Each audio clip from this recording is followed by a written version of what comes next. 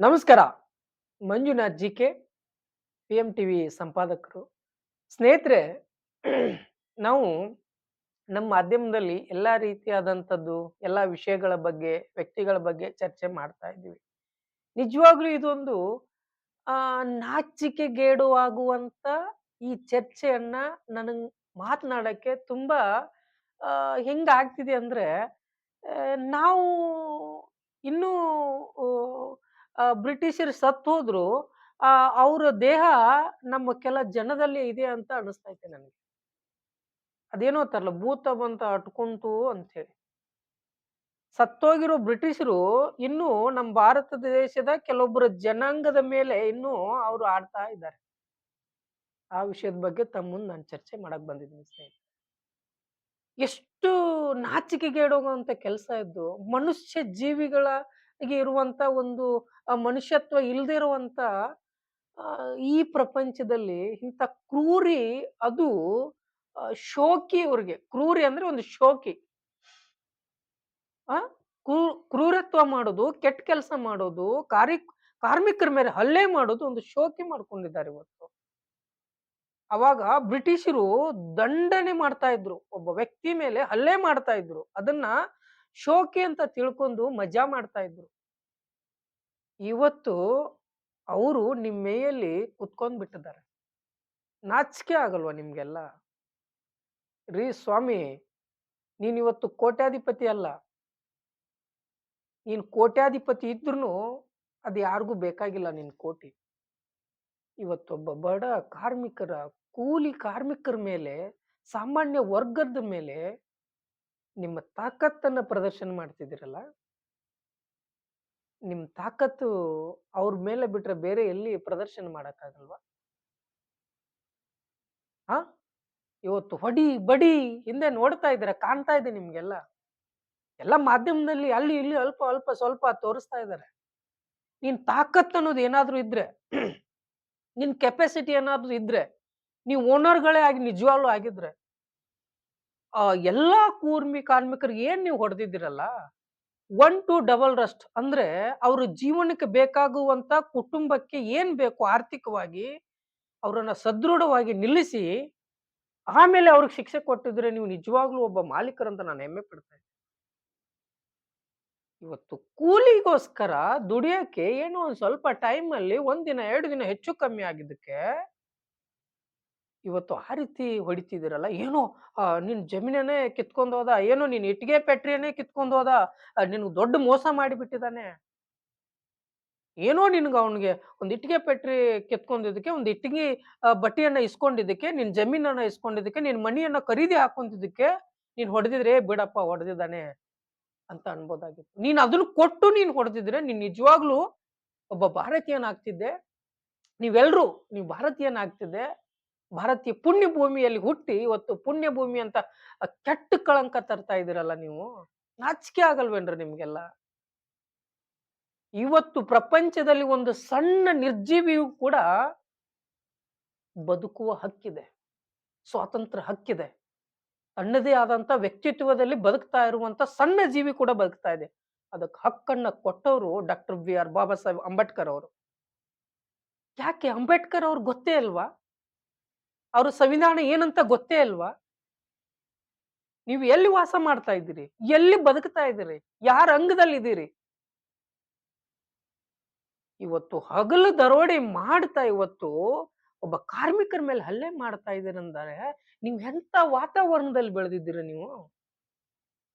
ಎಂತ ಕುಟುಂಬದಲ್ಲಿ ಬೆಳೆದಿದ್ದೀರಿ ನೀವು?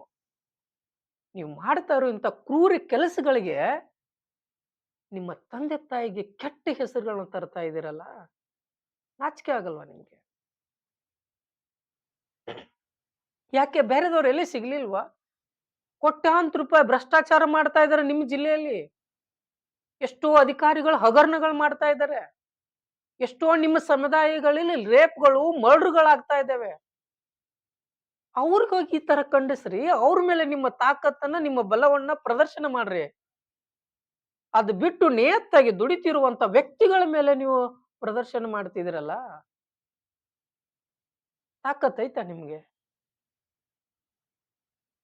ಒಂದು ವೇಳೆ ಇದನ್ನೇ ನೀವು ಮುಂದುವರಿಸಿದ್ದಲ್ಲಿ ಆದ್ರೆ, ನಿಜವಾಗ್ಲೂ ಡಾಕ್ಟರ್ ಬಿ.ಆರ್. ಬಾಬಾ ಸಾಹೇಬ್ ಅವರ ಕಾನೂನದಲ್ಲಿ ನಿಮಗೆ ಏನು ಕೊಡ್ಬೇಕನ್ನೋದು, ಅದು ಕೋರ್ಟಲ್ಲಿ ಖಂಡಿತವಾಗ್ಲೂ ನಿರ್ಧಾರ ಆಗುತ್ತೆ.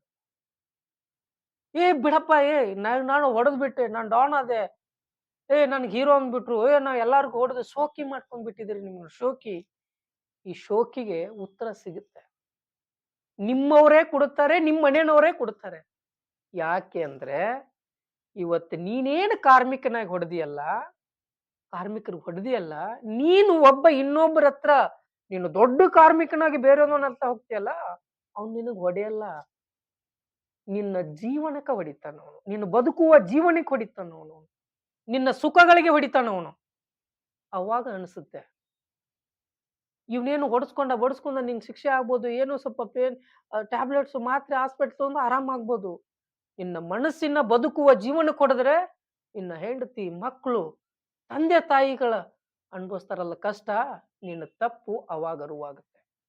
ಆ ಹೊಡಿತ ಕೊಡೋರು ಯಾರಪ್ಪ ಅಂದ್ರೆ, ಏಕೈಕ ವ್ಯಕ್ತಿ ಡಾಕ್ಟರ್ ಬಿ.ಆರ್. ಬಾಬಾ ಸಾಹೇಬ್ ಅಂಬೇಡ್ಕರ್ ಅವ್ರು ಮಾತ್ರ. ಇಲ್ಲಂದ್ರೆ ಕೊಡಕ್ ಸಾಧ್ಯ ಇಲ್ಲ. ಬೇರೆದವ್ರು ಕೊಡಕ್ ಸಾಧ್ಯ ಇಲ್ಲ. ಯಾಕಂದ್ರೆ, ಈ ಮಟ್ಟದಲ್ಲಿ ಹೊಡೆಯಕ್ ಬಂದಿದ್ದೀರಾ ಅಂದ್ರೆ, ಯಾರ್ ಸಪೋರ್ಟ್ ಇಲ್ದೆ ಬಂದಿರ್ತೀರಾ ಸ್ವಾಮಿ ನೀವು? ಅಧಿಕಾರಿಗಳ ಕೈವಾಡ ಇಲ್ದೆ ಬಂದಿರ್ತೀರಾ ನೀವು? ಯಾವ ರಾಜಕೀಯ ವ್ಯಕ್ತಿಗಳ ಬಲ ಇಲ್ದೆ ಬಂದಿರ್ತೀರಾ ನೀವು? ಅದು ವಿಡಿಯೋ ಮಾಡಿ, ಶೋಕಿ ಮಾಡಿ ಹೊಡೆಯೋದು ಕಾರ್ಮಿಕರ ಮೇಲೆ. ನಿನಗೆಷ್ಟು ಈ ಭಾರತ ದೇಶದಲ್ಲಿ, ಪ್ರಪಂಚದಲ್ಲಿ ಬದುಕುವ ಹಕ್ಕಿದೆಯೋ, ನಿನ್ನಕ್ಕಿಂತನೂ 2 ಪಟ್ಟು ಕಾರ್ಮಿಕನಿಗೆ ಹಕ್ಕಿದೆ ಇವತ್ತು. ನೀನ್ ಯಾವ್ದೋ ಒಂದು ಸರ್ಕಾರದ ಅನುದಾನ ತಂದು ಬಿಟ್ಟು ಏನೋ ಒಂದು ಬಿಸ್ನೆಸ್ ಮಾಡಿ ನೀನು ಕಾರ್ಮಿಕರನ್ನ ಇಟ್ಕೊಂಡಿರ್ಬೋದು.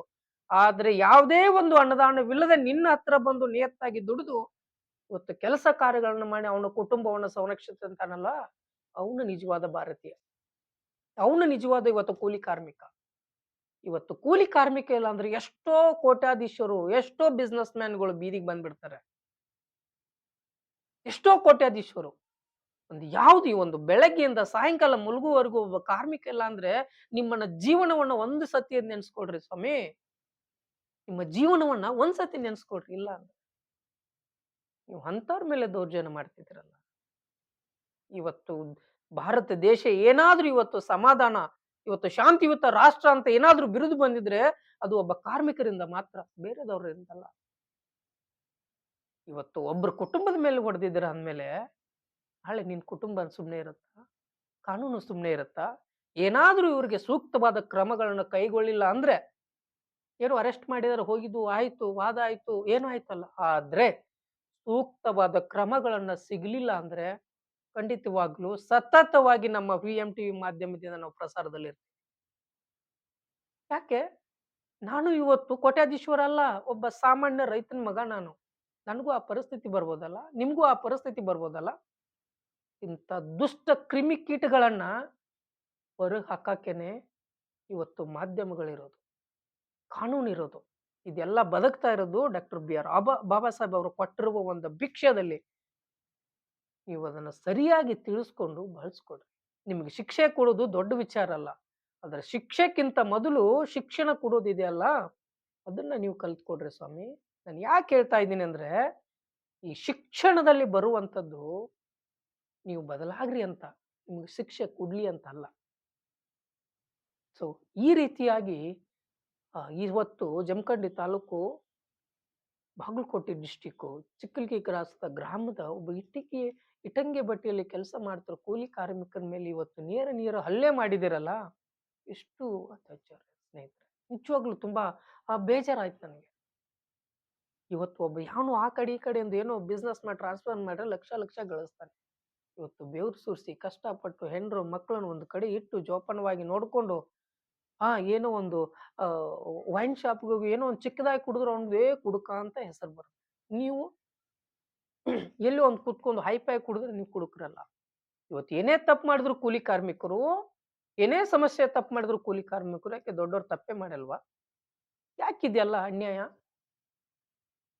ಸೊ, ಈ ತರದ ವ್ಯಕ್ತಿತ್ವಗಳನ್ನ ಬದಲು ಮಾಡಕ್ಕೇನೆ ನಾವು ಚರ್ಚೆಯನ್ನ ಮಾಡ್ತಾ ಇರ್ತೀವಿ ಸ್ನೇಹಿತರೆ. ದಯವಿಟ್ಟು ಅವ್ರು ಮಾಡಿದ್ದು ಖಂಡಿತವಾಗ್ಲೂ ತಪ್ಪು. ಅವ್ನು ಏನೇ ತಪ್ಪು ಮಾಡಿದ್ರು ಆ ತಪ್ಪಿಗೆ ನ್ಯಾಯ, ಕಾನೂನು ಅಂತ ಇತ್ತು. ಕಾನೂನು ವಿರುದ್ಧವಾಗಿ ಇವತ್ತು ನೇರವಾಗಿ ಇವತ್ತು ಹೊಡೆದಿದ್ದಾರಲ್ಲ, ಇವತ್ತು ಎಷ್ಟು ಯುವಕರು ಅದನ್ನೇ ತಗೋಬಹುದು.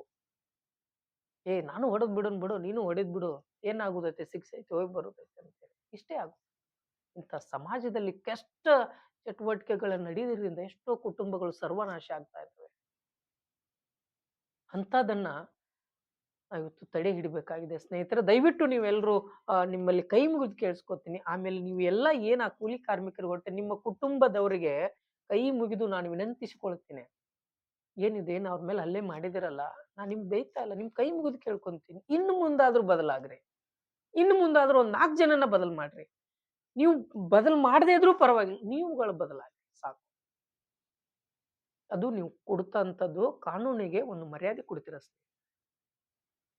ಸ್ನೇಹಿತರೆ. ಗೊತ್ತಾಯ್ತಲ್ಲ ಅದು ತುಂಬಾ ಖಂಡನೀಯ ತಪ್ಪ. ನಿಮ್ದು ಸರಿ ತಪ್ಪು ಏನು ಅನ್ನೋದು ಸ್ನೇಹಿತರೆ ಒಂದು ನಮ್ಗೆ ಕಮೆಂಟ್ ಅನ್ನ ತಿಳಿಸಿ ಸರಿ ತಪ್ಪು. ಹಾಗೆ ಅದನ್ನೇ ನಾನಿವತ್ತು ಚರ್ಚೆ ಮಾಡ್ತಾ ಬಂದೆ. ಆದ್ರೆ ಮುಂದಿನ ಭಾಗದಲ್ಲಿ ಬೇರೆ ಒಂದು ಇದೇ ವಿಷಯವನ್ನ ಬೇರೆ ಚರ್ಚೆಯಲ್ಲಿ ಬರ್ತೀನಿ ಸ್ನೇಹಿತರೆ. ಇವತ್ತು ಈ ಘಟನೆಗಳ ಖಂಡಿಸ್ತಾ ಇದೆ 7, 8 ದಿನ ಆಯ್ತು. ಯಾವುದೇ ಒಂದಿಲ್ಲ ಅರೆಸ್ಟ್ ಆಗಿದ್ದಾರೆ ಅಷ್ಟೇ ಬೇರೆ ಯಾವುದೂ ವಿಚಾರ ಇಲ್ಲ. ಆದ್ರೆ ಎಲ್ಲಿ ಹೋದ್ರು? ಏನಾಗ್ತಿದೆ?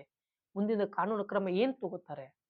ಇವತ್ತು ಹೊಡೆದಾಟ, ಬಡದಾಟ ಆಗ್ತಾ ಇರೋದು ಬರೇ ದಲಿತರ ಮೇಲೆ, ಸಾಮಾನ್ಯ ವರ್ಗದವ್ರ ಮೇಲೇನೆ ಆಗ್ತಾ ಇರೋದು. ಇಂಥದನ್ನ ಖಂಡನೆ ಮಾಡ್ತಾ ಇರೋದು ಯಾರು? ಯಾಕೆ ಈ ತರ ಎಲ್ಲ ಅನ್ಯಾಯ? ಸ್ನೇಹಿತರೆ, ಇವತ್ತಿನ ಈ ಒಂದು 5 ರಿಂದ 10 ನಿಮಿಷ ಚರ್ಚೆ ಏನಾದ್ರೂ ನಾನು ತಪ್ಪು ತಡಿಗಳಾಗಿದ್ರೆ ನಮ್ಗೆ ನೇರವಾಗಿ ನೀವು ತಮ್ಮ ಕರೆ ಮುಖಾಂತರ ಹೇಳ್ಬೋದು. ನಿಮ್ಮ ಆಶೀರ್ವಾದ ನಮ್ಗೆ ಬಹಳ ಮುಖ್ಯ ಆಗುತ್ತೆ. ಯಾಕಂದ್ರೆ ಇವತ್ತು ಸಾಮಾನ್ಯ ವರ್ಗದವ್ರು ನಾವು ನೀವು ಎಲ್ಲಾನೇ ಹೊರತು ಬೇರೆದವ್ರು ಯಾರಲ್ಲ. ಅಂಥದ್ರ ಬಗ್ಗೆ ನಾನು ಇವತ್ತು ಚರ್ಚೆ ಮಾಡಿದ್ದೀನಿ ಸ್ನೇಹಿತರೆ. ಮತ್ತೊಂದು ಏನಾದ್ರೂ ಈ ಈ ವಿಚಾರದಲ್ಲಿ ಒಂದು 2ನೇ ಎಪಿಸೋಡ್ ಅಲ್ಲಿ ತಮ್ಗೆ ನಾನು ತಿಳಿಸ್ಕೊಡ್ತೀನಿ ಬೇರೆ ಒಂದು ವಿಚಾರವನ್ನ. ಖಂಡಿತವಾಗ್ಲೂ ನಾನು ಮತ್ತೆ ಬೇರೆ ವಿಚಾರದ ಜೊತೆಗೆ ನಿಮ್ಮ ಮುಂದೆ ಚರ್ಚೆಗೆ ಬರ್ತೀನಿ ಸ್ನೇಹಿತರೆ. ಇವತ್ತಿನ ಈ ಚರ್ಚೆ ಇಷ್ಟು ಸ್ನೇಹಿತರೆ. ಮತ್ತೊಂದು ವಿಶೇಷ ಚರ್ಚೆಯೊಂದಿಗೆ ಬರ್ತೀನಿ. ನಿಮ್ಮ ಸಂಪಾದಕ ಮಂಜುನಾಥ್ ಜಿಕೆ. ನಮಸ್ಕಾರ.